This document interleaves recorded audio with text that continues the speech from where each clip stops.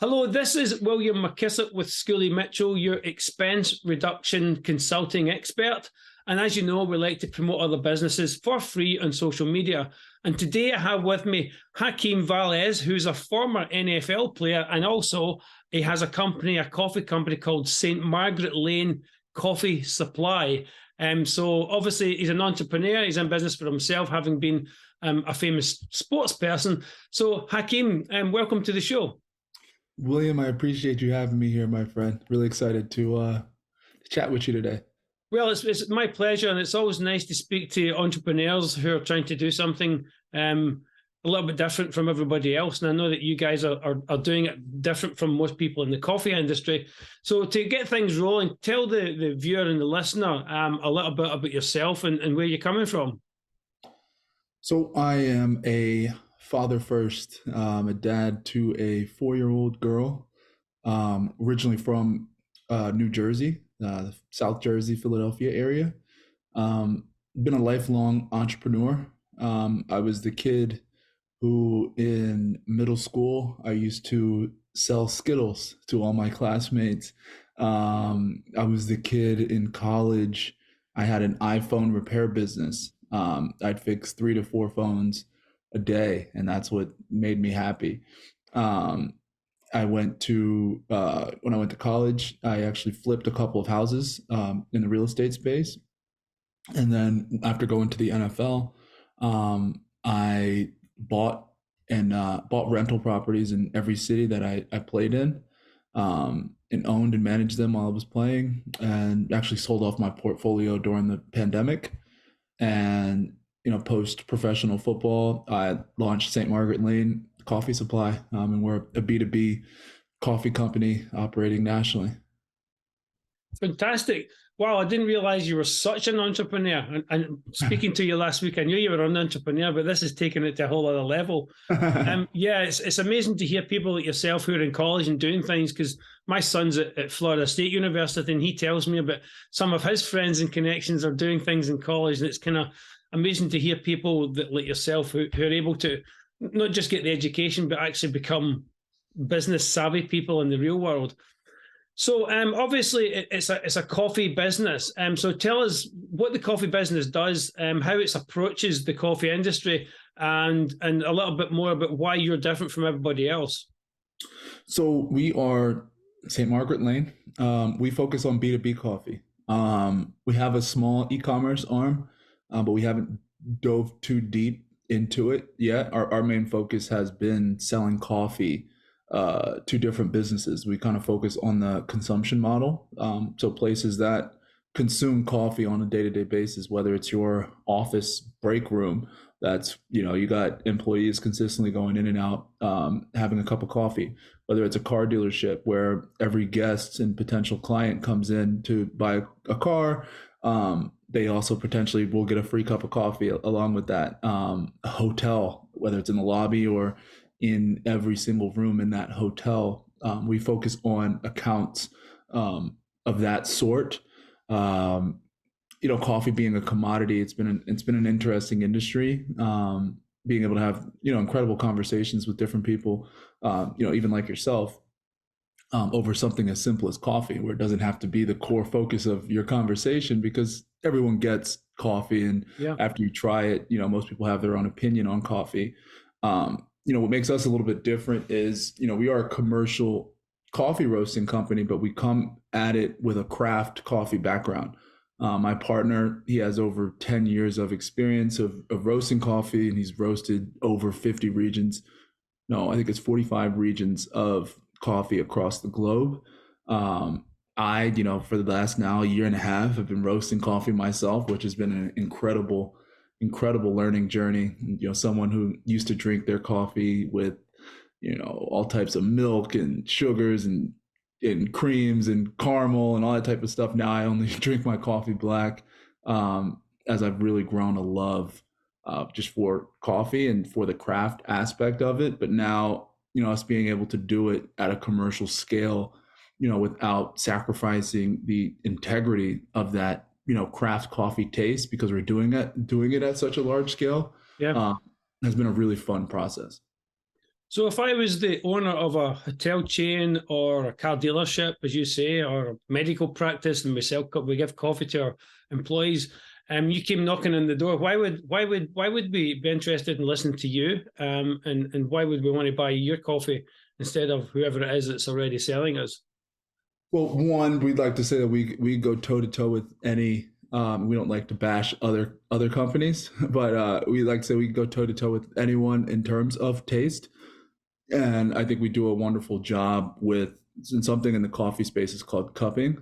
And if a client wants to do a cupping, we always love to do called cupping, which is essentially tasting Yeah. uh, coffee. It's a fancy word for it.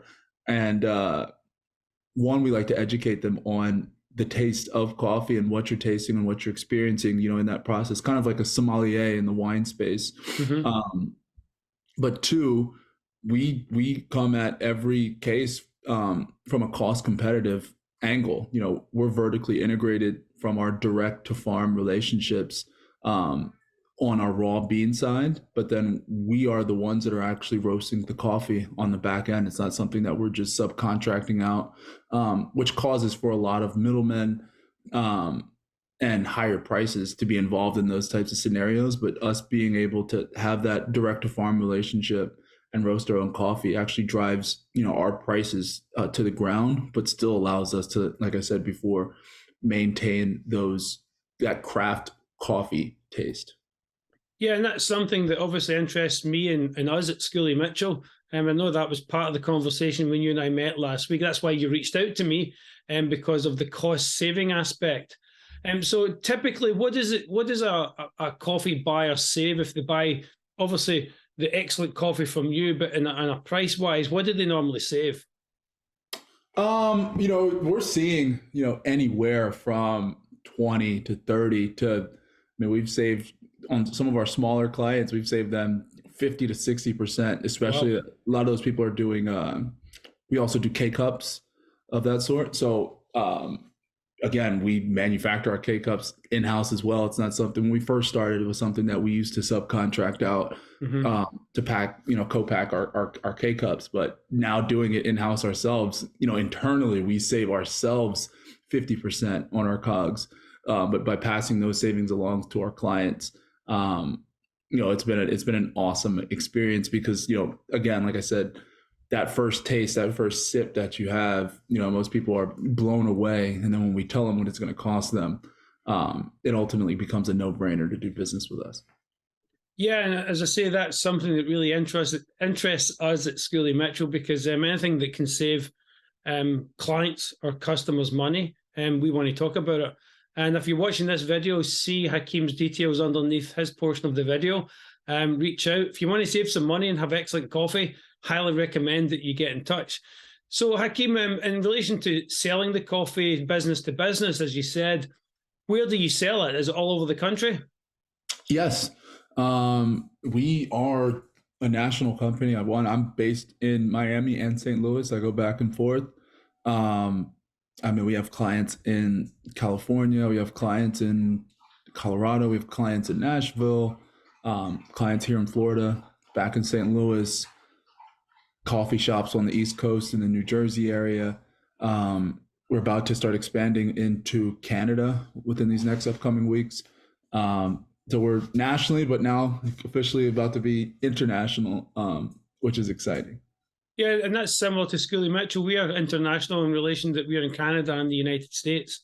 Okay. So again, if you're watching this in Canada or the United States, you know where to buy your best coffee at the best prices. So one last thing to finish the interview off, Hakeem, have you got any tips about coffee that somebody might be interested in? Yeah, a couple. One of my best tip to give to someone that people don't realize, if your coffee doesn't taste that well, and it's funny, we're actually doing a internally on our social media channels, we're making a video about this, I think on our TikTok. The easiest way to start drinking better coffee is to clean your products. Like it sounds super simple, but taking your coffee brewer, your Keurig, your pour over, your French press, it depends on how fancy you are in terms of how you consume your coffee. But a lot of people's coffee pot, their brewing machine, it sits there week after week after week after week, and that's something that people forget to ultimately clean and like do a deep clean of, take it apart, clean out the insides of it, and it will dramatically increase the taste of your coffee. One, two, the water you use on your coffee. Most people just typically just go after that sink water, when you're putting, filling up a coffee pot. But the difference of sink water and like filtered water going into your coffee, again, side by side, as someone who tastes and consumes coffee all day and is picking apart the different flavor profiles and things of that sort, filter water makes, all the difference in the world.